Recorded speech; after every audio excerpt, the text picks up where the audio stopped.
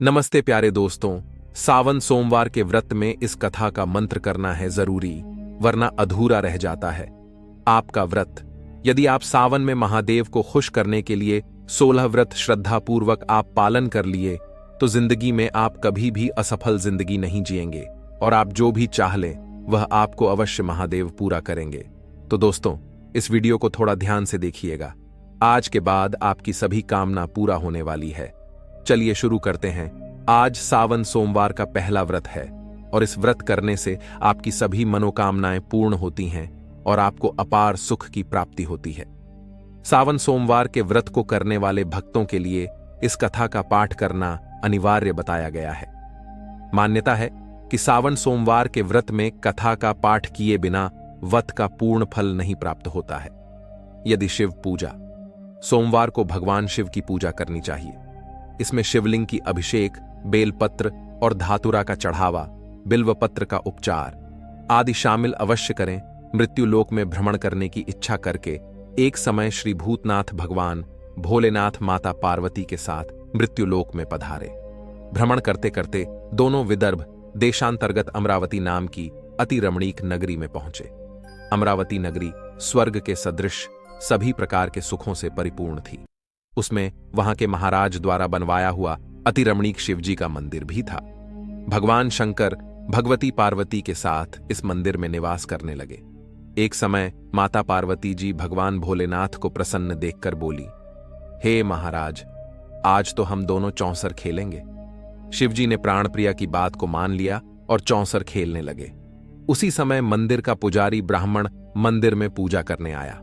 माता पार्वती ने पुजारी से प्रश्न किया, पुजारी जी बताओ, इस बाजी में हम दोनों में से किसी जीत होगी? ब्राह्मण बिना विचारे जल्दी से बोल उठा कि महादेव जी की जीत होगी। थोड़ी देर में बाजी समाप्त हो गई और पार्वती जी जीत हुई। पार्वती जी को बहुत गुस्सा आया और ब्राह्मण को झूठ बोलने के अपराध के कारण श्राप देने चली। भोलेनाथ ने पार्वती को बहुत समझाया, लेकिन उन्होंने ब्राह्मण को कोढ़ी होने का शाप दे दिया। कुछ समय बाद पार्वती जी के श्रापवश पुजारी के शरीर में कोढ़ पैदा हो गया। वह बहुत अधिक दुखी रहने लगा। पुजारी को कष्ट भोगते हुए जब बहुत दिन गुजर गए, तब एक दिन देवलोक की अप्सराएं शिवजी की पूजा करने के लिए उस मंदिर में पधारीं। पुजारी के कोढ़ के कष्ट को देखकर उन्हें बड़ी दया आई। उन्होंने उससे रोगी होने का कारण पूछा। पुजारी ने निसंकोच सारी बातें बता दीं। वे अप्सराएं बोलीं, हे पुजारी, अब तुम अधिक दुखी मत होना। सावन सोमवार का व्रत भक्तिभाव से करो। पुजारी ने अप्सराओं से व्रत की विधि पूछी। अप्सराओं ने बताया, सोमवार को भक्तिभाव से व्रत करो, साफ वस्त्र पहनो, संध्या व उपासना के बाद आधा सेर गेहूं का आटा लो और उसके 3 भाग कर लो। घी, गुड़, दीप, नैवेद्य, पूंगी फल, बेलपत्र, जनेऊ जोड़ा, चंदन, अक्षत पुष्पादि से प्रदोष काल में भगवान शिव की पूजा करो। उसके बाद 3 भागों में से 1 भाग शिवजी को अर्पण करो। बाकी 2 शिवजी का प्रसाद समझकर उपस्थित लोगों में बांट दो और आप भी प्रसाद समझकर खाओ।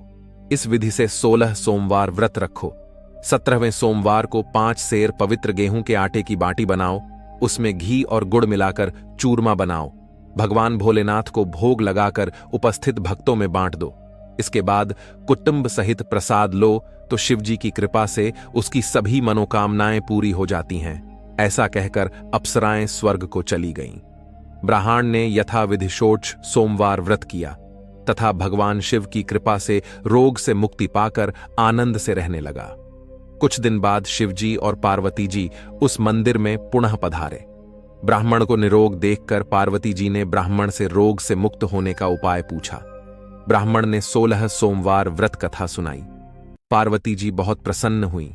ब्राह्मण से व्रत विधि पूछकर स्वयं भी व्रत करने के लिए तैयार हो गई। व्रत करने के बाद उनकी मनोकामना पूरी हुई और उनके रूठे बेटे स्वामी कार्तिकेय स्वयं माता के आज्ञाकारी हुए। कार्तिकेय जी को अपना यह विचार परिवर्तन का रहस्य जानने की इच्छा हुई। वे माता से बोले, हे माता, आपने ऐसा कौन सा उपाय किया जिससे मेरा मन आपकी ओर आकर्षित हो गया? पार्वती जी ने वही षोडश सोमवार व्रत कथा की कथा उनको सुना दी। कार्तिकेय जी कहा, इस व्रत को मैं भी करूंगा, क्योंकि मेरा प्रिय मित्र ब्राह्मण बहुत दुखी दिल से परदेश गया है। मेरी इसमें मिलने की बहुत इच्छा है। कार्तिकेय जी ने भी इस व्रत को किया और उनका प्यारा मित्र मिल गया। मित्र ने इस आकस्मिक मिलन का भेद पूछा तो कार्तिकेय जी बोले, हे मित्र, हमने तुम्हारे मिलने की इच्छा करके 16 सोमवार का व्रत किया था। अब तो ब्राह्मण मित्र को अपने विवाह की बड़ी चिंता हुई। उसने कार्तिकेय जी से व्रत की विधि पूछी और यथाविधि व्रत किया। व्रत के प्रभाव से जब वह किसी कार्य से विदेश गया तो वहां के राजा की लड़की का स्वयंवर था। राजा ने प्रण किया था कि जिस राजकुमार के गले में सब प्रकार से श्रृंगारित हथिनी माला डालेगी, मैं उसी के साथ अपनी प्यारी बेटी का विवाह कर दूंगा। शिवजी की कृपा से वह ब्राह्मण भी उस स्वयंवर को देखने की इच्छा से राज्यसभा में एक ओर जाकर बैठ गया। नियत समय पर हथिनी आई और उसने जयमाला उस ब्राह्मण के गले में डाल दी। राजा ने अपनी प्रतिज्ञा के अनुसार बड़ी धूमधाम से अपनी कन्या का विवाह उस ब्राह्मण के साथ कर दिया और ब्राह्मण को बहुत सा धन व सम्मान देकर संतुष्ट किया। ब्राह्मण सुंदर राजकन्या पाकर सुख से जीवन व्यतीत करने लगा। एक दिन राजकन्या ने अपने पति से प्रश्न किया, हे प्राणनाथ, आपने ऐसा कौन सा भारी पुण्य किया था जिसके प्रभाव से हथिनी ने सब राजकुमारों को छोड़कर आपको वरण किया? ब्राह्मण बोला, हे प्राणप्रिय, मैंने अपने मित्र कार्तिकेय जी के कथनानुसार 16 सोमवार का व्रत किया था, जिसके प्रभाव से मुझे तुम जैसी रूपवान पत्नी की प्राप्ति हुई है। इस व्रत की महिमा सुनकर राजकन्या को बड़ी हैरत हुई। वह भी पुत्र की कामना करके इस व्रत को करने लगी। शिवजी की दया से उसके गर्भ से एक अति सुंदर, सुशील, धर्मात्मा और विद्वान पुत्र उत्पन्न हुआ। माता और पिता उस देवपुत्र को पाकर अधिक प्रसन्न हुए और उसका लालन पालन अच्छी प्रकार से करने लगे। जब पुत्र समझदार हुआ तो एक दिन उसने अपनी माता से प्रश्न किया कि हे मां, तुमने कौन सा व्रत और तप किया है जो मेरे जैसा पुत्र तुम्हारे गर्भ से उत्पन्न हुआ? उसकी माता ने 16 सोमवार की वत कथा पुत्र को बताई। पुत्र ने सब तरह के मनोरथ पूरे करने वाले इस सरल व्रत को सुना तो वह भी राज्याधिकार पाने की इच्छा से हर सोमवार को यथाविधि यह व्रत करने लगा। व्रत शुरू करने के बाद एक देश के वृद्ध राजा के दूतों ने आकर उसको राजकन्या के लिए वरण किया। राजा ने अपनी बेटी का विवाह ऐसे सर्वगुण संपन्न ब्राह्मण युवक के साथ करके बड़ा सुख प्राप्त किया। वृद्ध राजा के दिवंगत हो जाने के बाद इसी ब्राह्मण को सिंहासन पर बैठाया गया, क्योंकि दिवंगत राजा का कोई पुत्र नहीं था। राज्य का उत्तराधिकारी होकर भी यह ब्राह्मण पुत्र 16 करता रहा। जब 17वां सोमवार आया तो विप्रपुत्र ने अपनी प्रियतमा से पूजन सामग्री लेकर शिव पूजा के लिए शिवालय में चलने को कहा, परंतु उसकी पत्नी ने उसकी आज्ञा की परवाह न की। दास दासियों द्वारा सब सामग्रियां शिवालय में भिजवा दी, परंतु स्वयं नहीं गई। जब राजा ने शिवजी का पूजन समाप्त किया तब आकाशवाणी हुई, हे राजा, अपनी इस रानी को राजमहल से निकाल दे, नहीं तो यह तेरा सर्वनाश कर देगी। यह आकाशवाणी सुनने के बाद राजा के आश्चर्य का ठिकाना न रहा। उसने मंत्रणागृह में आकर अपने सभासदों को बुलाकर कहा, मंत्रियों, मुझे आज शिवजी की आकाशवाणी हुई है कि राजा, तू अपनी इस रानी को राज्य से निकाल दे, नहीं तो यह तेरा सर्वनाश कर देगी। राज्य के मंत्री और सभासद आदि सब विस्मय और दुख में डूब गए, क्योंकि जिस कन्या के कारण उसे राज्य मिला था, राजा उसी को निकालने की बात कह रहा था। यह कैसे हो सकता था? पर राजा ने मंत्रियों की परवाह नहीं की। उसने अपनी पत्नी राजमहल से निकाल दिया। रानी दुखी हृदय से भाग्य को कोसती हुई राज्य से बाहर चली गई। बिना पदत्राण, फटे हुए वस्त्र पहने, भूख से दुखी हृदय से भाग्य को कोसती हुई चली जा रही थी कि उसकी अचानक एक करुण बुढ़िया से भेंट हुई जो सूत काट कर बेचने जाती थी। रानी की करुण दशा देखकर वह बोली, चल तू मेरा सूत बिकवा दे, मैं बूढ़ी हूं, भाव करना नहीं जानती हूं। यह बात सुन रानी ने बुढ़िया के सिर से सूत की गठरी उतारकर अपने सिर पर रख ली। थोड़ी देर के बाद आंधी आ गई और बुढ़िया का सूत पोटली सहित उड़ गया। बेचारी बुढ़िया पछताती रह गई। उसने रानी को अपने से दूर रहने को कहा। इसके बाद रानी एक तेली के घर गई तो शिवजी के प्रकोप के कारण तेली के सभी मटके उसी क्षण चटक गए। तेली ने भी रानी को अपने घर से निकाल दिया। बहुत से दुहक उठाती रानी एक नदी के किनारे गई तो नदी का सारा जल सूख गया। उसके पश्चात रानी एक जंगल में गई। वहां सरोवर में पानी पीने गई तो उसके हाथ का स्पर्श होते ही सरोवर का नील कमल के समान जल असंख्य कीड़ोमय होकर गंदा हो गया।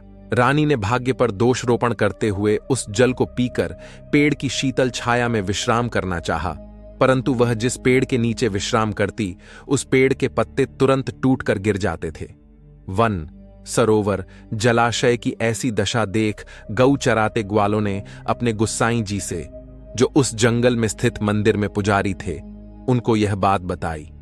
गुसाई जी के आदेशानुसार ग्वाले रानी को पकड़कर गुसाई जी के पास लाए। रानी की मुख कांति और शरीर शोभा देख गुसाई जी जान गए कि यह अवश्य ही कोई विधि की गति की मारी कुलीन स्त्री है। पुजारी रानी से कहा, पुत्री, मैं तुमको अपनी पुत्री के समान रखूंगा। तुम मेरे आश्रम में आकर रहो, मैं तुम्हें किसी प्रकार का दुख नहीं होने दूंगा। गुसाई जी के वचन सुनकर रानी को धीरज हुआ। वह आश्रम में रहने लगी। रानी जो भोजन बनाती उसमें कीड़े पड़ जाते, जल भरकर लाती उसमें भी कीड़े पड़ जाते। रानी की यह दशा देख गुसाई जी भी बड़े दुखी हुए और रानी से बोले, हे पुत्री, तुम्हारे ऊपर कौन से देवता का प्रकोप है जिससे तुम्हारी ऐसी हालत हुई है? पुजारी जी की बात सुनकर रानी ने शिवजी महाराज के पूजन का बहिष्कार की बात बताई तो पुजारी जी शिवजी महाराज की अनेक प्रकार से स्तुति करते हुए रानी से बोले कि पुत्री, सब मनोरथ पूरे करने वाले 16 सोमवार व्रत को करो, उसके प्रभाव से इस कष्ट से मुक्त हो सकोगी। गुसाई जी की बात मानकर रानी ने 16 सोमवार व्रत किए। 17वें सोमवार को विधि विधान सहित पूजन किया। उस पूजा के प्रभाव से राजा के हृदय में विचार आया कि रानी को गए हुए बहुत समय बीत गया, न जाने कहां कहां भटकती होगी, उसे ढूंढना चाहिए। यह सोचकर रानी को तलाश करने के लिए राजा ने चारों दिशाओं में दूत भेजे। वे दूत रानी को तलाश करते हुए गुसाई जी के आश्रम में पहुंचे। वहां रानी को पाकर उनसे रानी को अपने साथ ले जाने का आग्रह करने लगे, परंतु गुसाई जी ने मना कर दिया। दूत चुपचाप वापस लौट आए और राजा को रानी का पता बतलाया। रानी का पता पाकर राजा गुसाई जी के आश्रम में गए और उनसे कहा, महाराज, जो देवी आपके आश्रम में रहती है वह मेरी पत्नी है। शिवजी के प्रकोप के कारण मैंने उसको त्याग दिया था। अब मैं भोलेनाथ की कृपा से उसे लेने आया हूं। कृपया मुझे अपनी पत्नी को साथ ले जाने की आज्ञा दें। यह सुनकर गुसाई जी बड़े प्रसन्न हुए। उन्होंने रानी को राजा के साथ जाने की अनुमति दे दी। राजा बड़ी प्रसन्नता से रानी को महल में लेकर आया। सारे राज्य में उत्सव मनाया गया और चारों तरफ प्रसन्नता की लहर दौड़ गई। सारी प्रजा ने अपनी रानी के आने पर खुशियां मनाई। राजा और रानी फिर नियम पूर्वक 16 सोमवार के व्रत का पालन करते हुए बहुत समय तक आनंद पूर्वक भूलोक पर निवास करते रहे। अंत समय में दोनों को मोक्ष, स्वर्ग की प्राप्ति हुई। इस प्रकार जो मनुष्य 16 सोमवार के व्रत को श्रद्धापूर्वक करता है, उसकी सभी मनोकामनाएं भगवान शिवजी की कृपा से पूर्ण होती हैं और उसे मोक्ष की प्राप्त होती है। तो हमारे प्यारे दोस्तों, आशा करते हैं आप इस कहानी से बहुत कुछ नया सीखने को मिला होगा और उम्मीद करते हैं कि इस कहानी को हर जगह शेयर करेंगे ताकि उन लोगों भी हमारे महादेव से जुड़ी सभी सोमवार की पालन करें। तो दोस्तों, यह वीडियो आपको कैसा लगा कमेंट में जरूर बताएं और हमारे motivate for eat YouTube channel को सब्सक्राइब करें ताकि सबसे पहले आप तक ऐसे ऐसे महादेव से जुड़ी सभी वीडियो पहुंचा जाए। तो दोस्तों, धन्यवाद। तब तक अपना ख्याल रखना। बोले हर हर महादेव, शिव शंकर।